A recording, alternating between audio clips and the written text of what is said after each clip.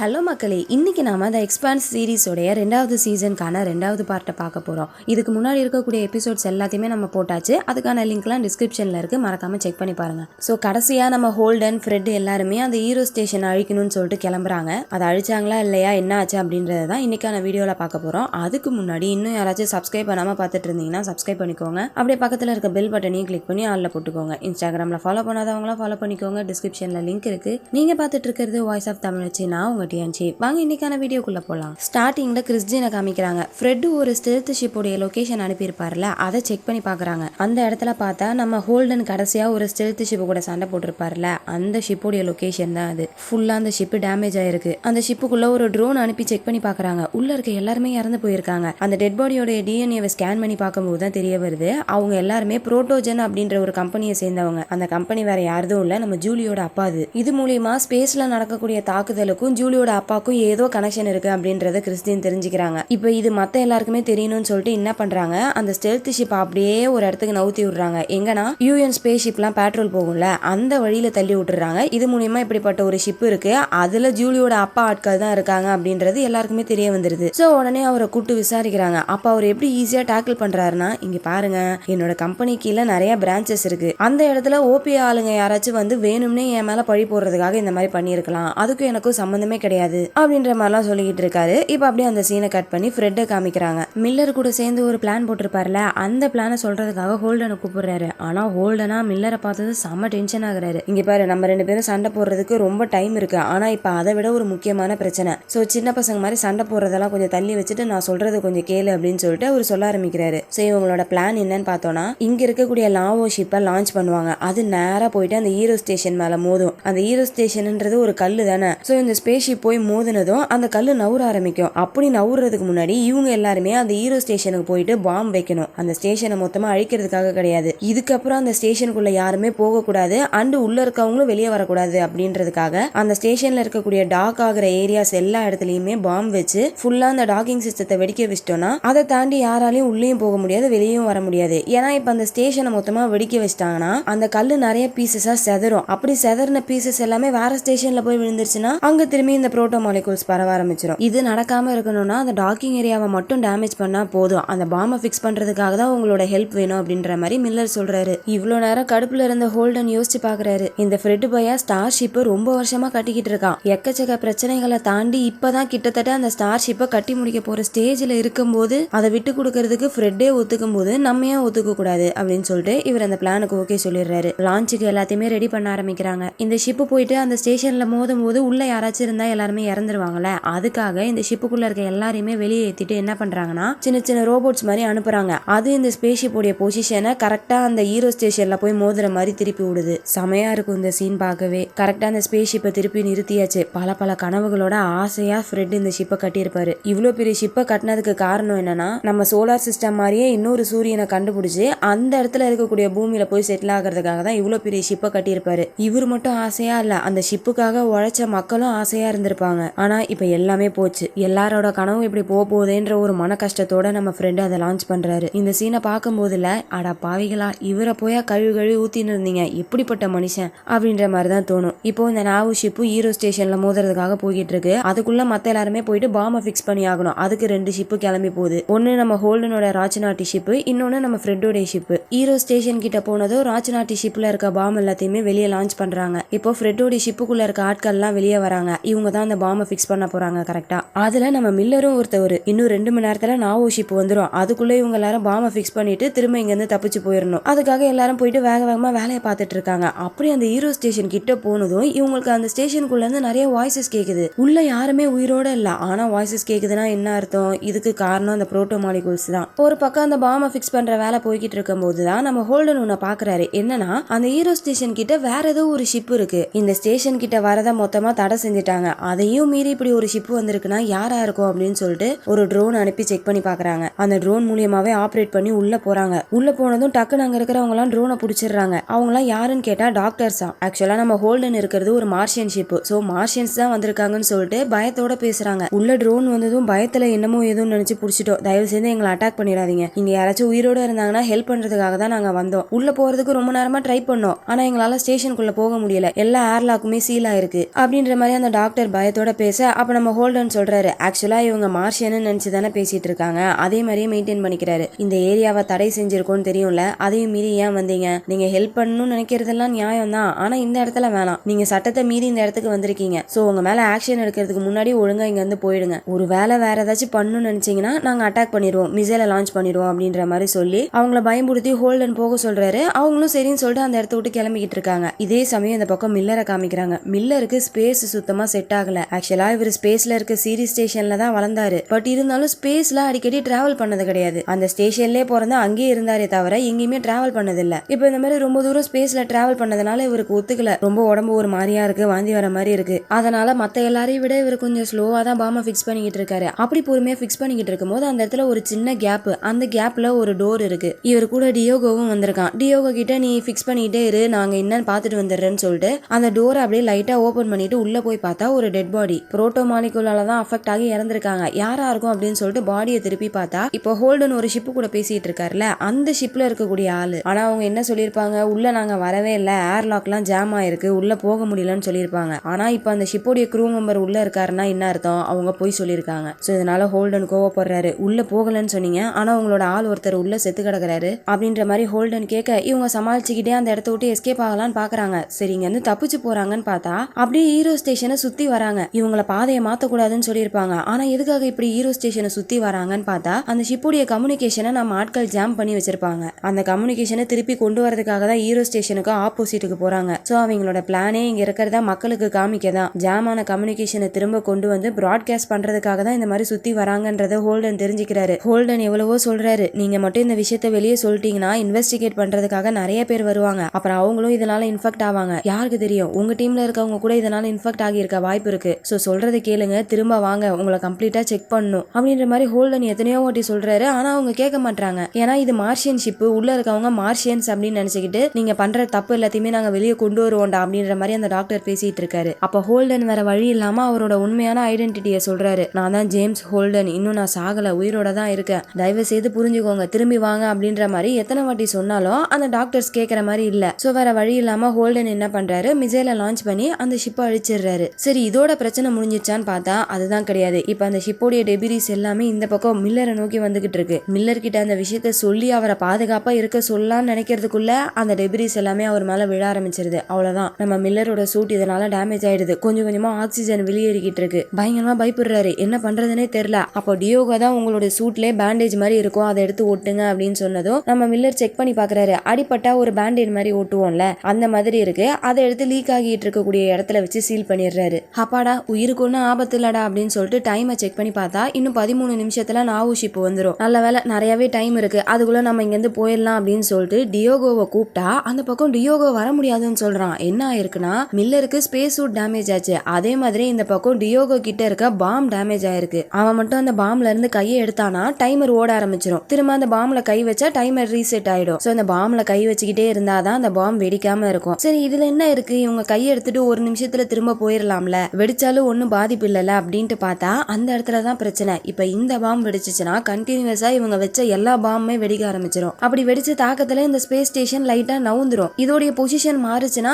வந்துகிட்டு இருக்க நாவோ ஷிப்போடைய பொசிஷனும் மாறிடும். அந்த ஷிப் இந்த ஸ்டேஷன் மேல மோதாது. சோ இவ்வளவு தூரம் இவங்க பிளான் பண்ணது எல்லாமே வேஸ்ட் ஆயிடும். அவ்வளவுதான் போச்சு, நம்ம 2 பேரும் செத்தோம் அப்படின்ற மாதிரி டியோகோ புலம்ப ஆரம்பிக்கிறான். எது, நம்ம 2 பேரும் செத்தோமா, அதெல்லாம் நம்ம சாவ மாட்டோம் அப்படின்னு சொல்லிட்டு மில்லர் என்ன பண்றாரு, டியோகோ கையில இருக்க பாம் எடுத்து இவர் வச்சுக்கிறாரு. நீ போ, நான் பாத்துக்கிறேன் அப்படின்ற மாதிரி சொல்லி டியோகோவை அங்க இருந்து போக சொல்லிடுறாரு. அவனும் அடடா எப்படிப்பட்ட மனுஷன் அப்படின்னு சொல்லிட்டு அங்க இருந்து போயிடுறான். இதை தெரிஞ்சுக்கிட்ட நயோமி கூப்பிடுறாங்க, இங்க பாரு திரும்ப வந்துரு, நம்ம ஏதாச்சும் பிளான் பண்ணலாம், தயவு செய்து நீ திரும்ப வா அப்படின்ற மாதிரி எத்தனையோ வாட்டி சொல்றாங்க. ஆனா மில்லர் கேட்கல. ஏன்னா அவருக்கு கண்ணு முன்னாடி நாவோ ஷிப் தெரியுது, ரொம்ப லேட் ஆயிடுச்சு, இதுக்கப்புறம் நம்மளால எந்த பிளானும் பண்ண முடியாது, ஏதாச்சும் பண்ணோம்னா இந்த பிளானே வேஸ்ட் ஆயிடும், சோ விடுங்க பாத்துக்கலாம் அப்படின்னு சொல்லிட்டு இவரு அந்த பாம்ல கை வச்சுக்கிட்டு அப்படியே உட்காந்துட்டு இருக்காரு. கொஞ்சம் கொஞ்சமா அந்த நாவோ ஷிப் கிட்ட வருது. அவ்வளவுதான் நம்ம செத்தோம் அப்படின்னு சொல்லிட்டு இவர் கண்ணை மூடிக்கிட்டு இருக்காரு. இந்த ஷிப்பு வந்து இடிக்குமோ அப்படின்னு சொல்லிட்டு எல்லாரும் எதிர்பார்த்துக்கிட்டு இருக்காங்க. ஆனா வந்த ஷிப்பு ஜஸ்ட் மிஸ்ல இந்த ஸ்பேஸ் ஸ்டேஷனை இடிக்காம கிராஸ் பண்ணி போகுது. என்னடாச்சு, ஏன் அந்த ஸ்பேஸ் ஷிப் நவுந்துச்சு அப்படின்னு செக் பண்ணி பார்த்தா அந்த ஸ்பேஸ் ஷிப் ஒன்னும் நவுறல, இந்த ஹீரோ ஸ்டேஷன் தான் நவுந்திருக்கு. சும்மா கிராவிட்டில நவுந்து போன மாதிரிலாம் தெரியல, ஒரு ஸ்பேஸ் ஷிப் மாதிரி அது வாட்டுக்கு போயிட்டே இருக்கு. மில்லரும் அந்த ஸ்டேஷன் கூட சேர்ந்து போய்கிட்டு இருக்காரு. உடனே நயோமி அந்த ஸ்டேஷன்ல இருக்க எல்லா பாமையுமே டிஃப்யூஸ் பண்ணிடுறாங்க. ஆனா மில்லர் கிட்ட இருக்க பாமை மட்டும் டிஃப்யூஸ் பண்ண முடியல. அப்பதான் நயோமி ஒரு விஷயத்த நோட்டீஸ் பண்றாங்க. அந்த ஸ்பேஸ் ஸ்டேஷன்ல இருந்து சில சில ஹீட் ஸ்பைக்ஸ் மாதிரி வருது. அதனாலதான் ஒருவேளை இந்த ஹீரோ ஸ்டேஷன் நவுந்துகிட்டு இருக்கோம் அப்படின்னு சொல்லிட்டு என்ன சொல்றாங்கன்னா, எப்படியும் மில்லர் கையில இருக்க பாம்பை டிஃப்யூஸ் பண்ண முடியல, அதை அந்த ஸ்டேஷன்லயே வெடிக்க வச்சுட்டு திரும்ப வந்துடணும். சோ அப்படி வெடிக்க வைக்கிறத நீங்க அந்த ஹீட் ஸ்பாட்ல போய் வெடிக்க வச்சீங்கன்னா கண்டிப்பா அந்த ஹீரோ ஸ்டேஷனை தடுத்துடலாம்னு நினைக்கிறேன். வெளியே இருந்தா அந்த ஹீரோ ஸ்டேஷனை ஒன்னும் பண்ண முடியல, ஆனா உள்ள கூடி நீங்க அந்த ஸ்டேஷனை நிறுத்தலாம் அப்படின்னு சொல்லிட்டு நயோமி ஒரு பிளான் சொல்ல, மில்லரும் சரின்னு சொல்லிட்டு ஒத்துக்கிட்டு அந்த பாம்பை எடுத்துக்கிட்டு உள்ள போக ஆரம்பிக்கிறாரு. இவங்க பின்னாடி ஹோல்டன் எல்லாரும் ராஜ்நாடியில ஃபாலோ பண்ணிட்டு வராங்க. இதே சமயம் பூமியை காமிக்கிறாங்க. அங்க இருக்க எல்லாருக்குமே ஷாக்கு. அது எப்படிடா ஒரு கல்லு நவுறுது, ஒருவேளை அந்த இடத்துல ஆராய்ச்சி பண்ணிட்டு இருந்தவங்க ஏதாச்சும் இன்ஜினை பிக்ஸ் பண்ணிருப்பாங்களோ, அதனாலதான் நவுந்துகிட்டு இருக்கோ அப்படி இப்படின்னு பயங்கரமா மண்டையை போட்டு குழப்பிக்கிட்டு இருக்கும் போது அந்த ஹீரோ ஸ்டேஷன் திரும்ப அதோடைய பாதையை மாத்துது.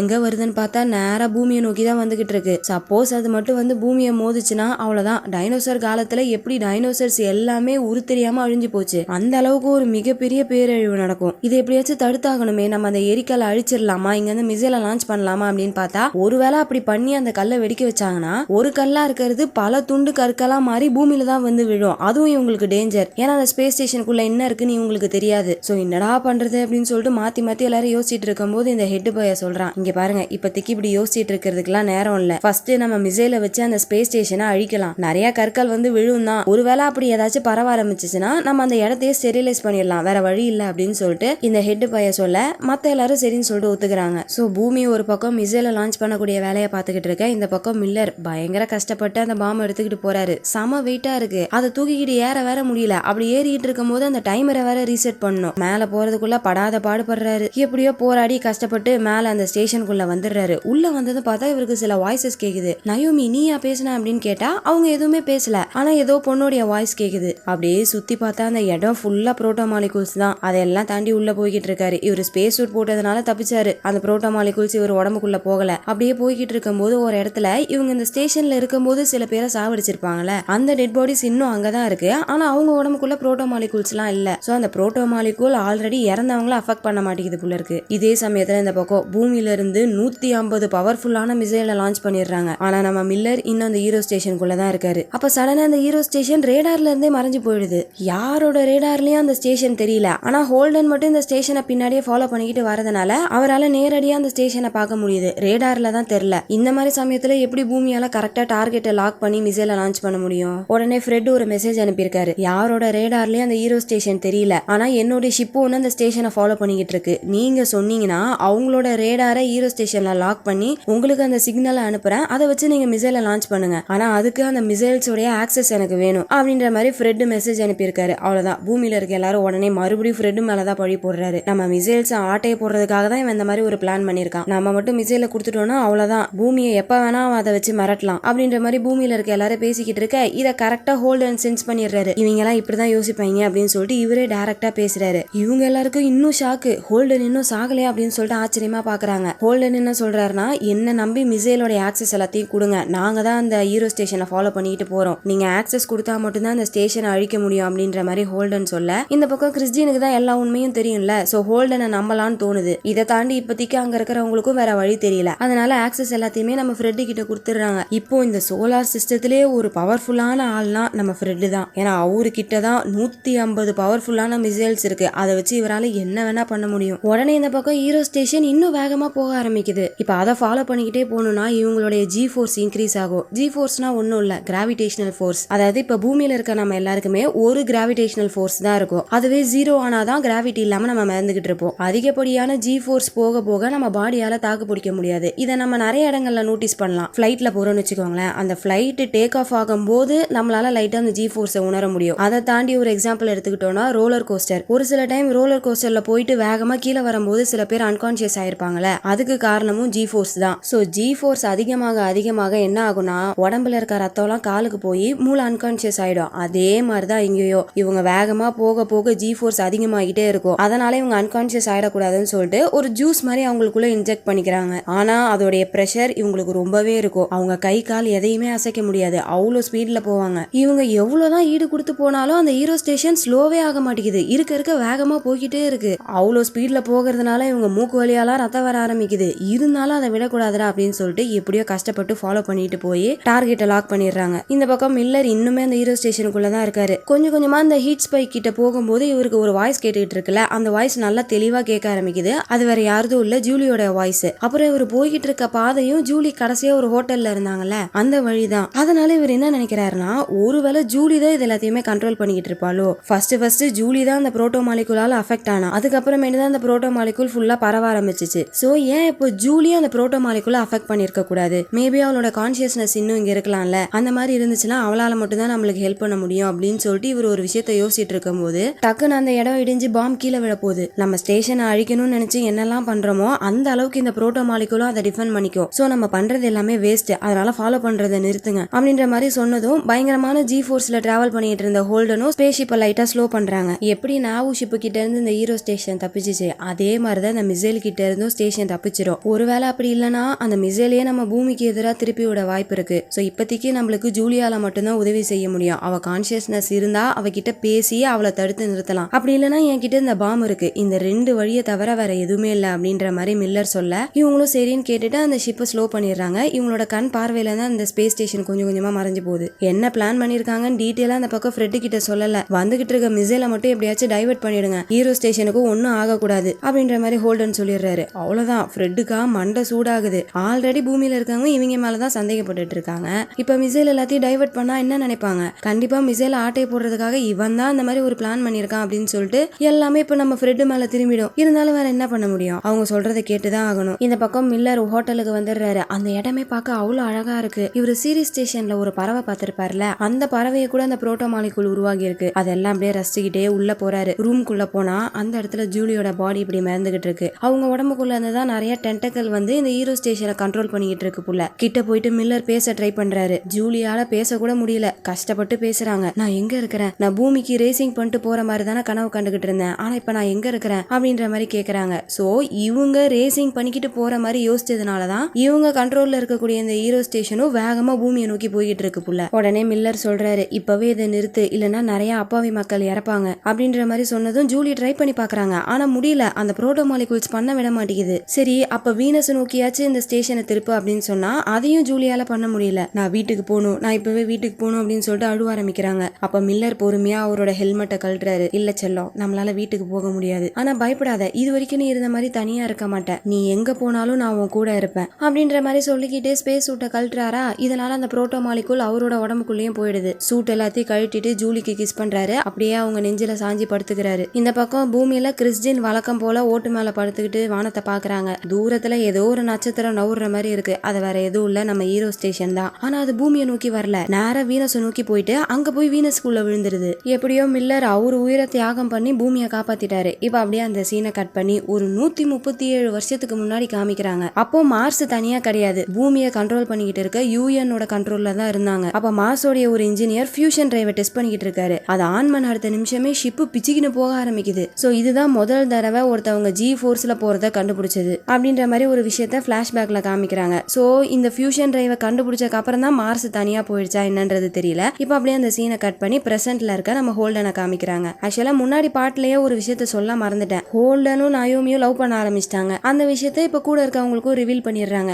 அடுத்து பூமியில இருந்து ஒரு 150 மிசைலை லான்ச் பண்ணாங்கல்ல, அதுல 120 மிசைலை ஆஃப் பண்ணிட்டாங்க. மீதி 30 மிசைலை மட்டும் காணோம், எங்க போச்சு என்ன ஆச்சுன்னு தெரியல அப்படின்ற மாதிரி பூமியில இருக்கவங்க எல்லாம் குழம்பிக்கிட்டு இருக்கும் போது அந்த 30 மிசைல்ஸையும் யாரோ வலை வச்சு பிடிக்கிறாங்க. வேற யாரும் இல்ல, நம்ம ஃப்ரெட் தான். ஹீரோ ஸ்டேஷனை ஃபாலோ பண்ணிட்டு இருந்த ஹோல்டன் எல்லாரும் திரும்ப டைகோ ஸ்டேஷனுக்கு வந்துடுறாங்க. அப்படி வந்ததும் நம்ம ஃப்ரெட்டுக்கு ஒரு சந்தேகம் என்னன்னா, நம்ம ஆளுங்க அந்த புரோட்டோ மாலிகுல் சாம்பிள கல்லு பின்னாடி ஒளிய வச்சிருப்பாங்கல்ல, அப்போ கொஞ்ச நேரம் கம்யூனிகேஷன் எல்லாத்தையுமே ஆஃப் பண்ணிருப்பாங்க. அந்த சமயம் என்ன பண்ணிட்டு இருந்தீங்க அப்படின்ற மாதிரி ஒரு சந்தேகத்தோட ஃப்ரெட் கேக்குறாரு. அப்போ ஹோல்டன் ஓரளவுக்கு சமாளிச்சிடுறாரு. மில்லரோட ஃப்ரெண்டு இறந்துட்டான், அவனை ஒரு இடத்துல போய் புதைச்சிட்டு வந்தோம், அதனாலதான் கம்யூனிகேஷனை கட் பண்ணோம் அப்படி இப்படின்னு சொல்லி ஏதோ லைட்டா சமாளிச்சுட்டு வந்துட்டாரு. ஆனா அதுக்கப்புறம் தான் அவருக்கு ஒரு விஷயம் புரியுது, அந்த சாம்பிள் இருக்கிறது சேஃப் கிடையாது, சீக்கிரமா அதை அழிச்சாகணும். ஏன்னா அந்த புரோட்டோ மாலிகுலை கொண்டு வந்து ஆனிபஸ் ஷிப்பை அழிச்சாச்சு. புரோட்டோ மாலிகுல்ஸ் பரவுன ஹீரோ ஸ்டேஷனும் மொத்தமா காலி. அதை பத்தி நிறைய தெரிஞ்ச ஆண்டோனின்ற சயின்டிஸ்டையும் போட்டு தள்ளியாச்சு. சோ இப்போதைக்கு புரோட்டோ மாலிகுல் அப்படின்ற ஒரு விஷயம் இருக்குதுன்னா அது அந்த சாம்பிள் மட்டும்தான். சோ அதை அழிச்சிட்டோம்னா எல்லா பிரச்சனையும் முடிஞ்சிடும் அப்படின்ற மாதிரி மில்லர் சொல்ல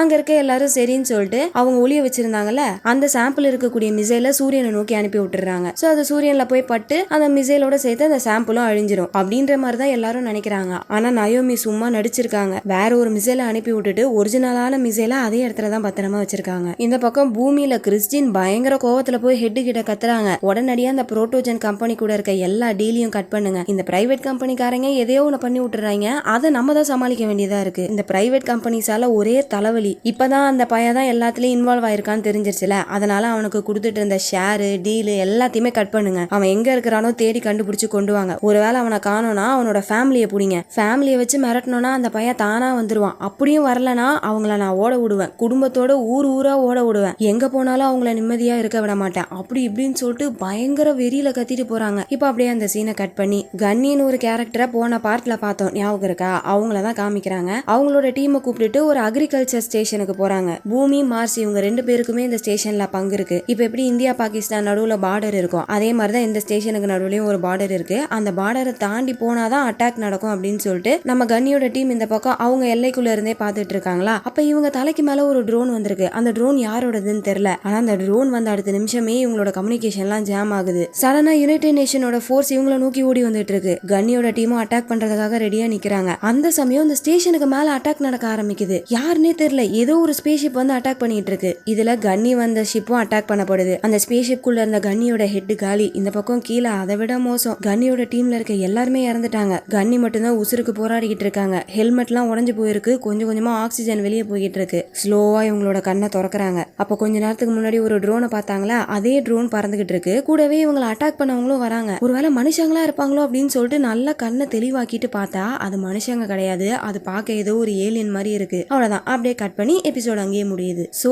பரவக்கூடிய புரோட்டோ மாலிகூல்ஸை இந்த ஏலியன்ஸ் தான் உருவாக்கி இருக்குமோ என்னன்னு தெரியல. வரக்கூடிய எபிசோட்ஸ்ல தான் தெரியும். அதை நீங்க மிஸ் பண்ணாம பார்க்கணும்னா நம்ம சேனலை சப்ஸ்கிரைப் பண்ணி வச்சுக்கோங்க. அப்புறம் வீடியோ பார்க்குற எல்லாருமே ஒரு லைக் போட்டா நல்லா இருக்கும். நிறைய பேர் பாக்குறீங்க, பட் லைக்ஸ் ரொம்ப கம்மியா தான் வருது. லைக்ஸ் போட்டீங்கன்னா நம்ம வீடியோவும் நிறைய பேருக்கு ஷேர் ஆகும். அதனால இந்த வீடியோ பிடிச்சிருந்துச்சுன்னா மறக்காம ஒரு லைக்கை தட்டிடுங்க. அடுத்த வீடியோல உங்களை மீட் பண்றேன். அது வரைக்கும் நீங்க பார்த்துட்டு இருந்தது வாய்ஸ் ஆஃப் தமிழச்சி. நான் உங்க டிஎன்சி. பாய்.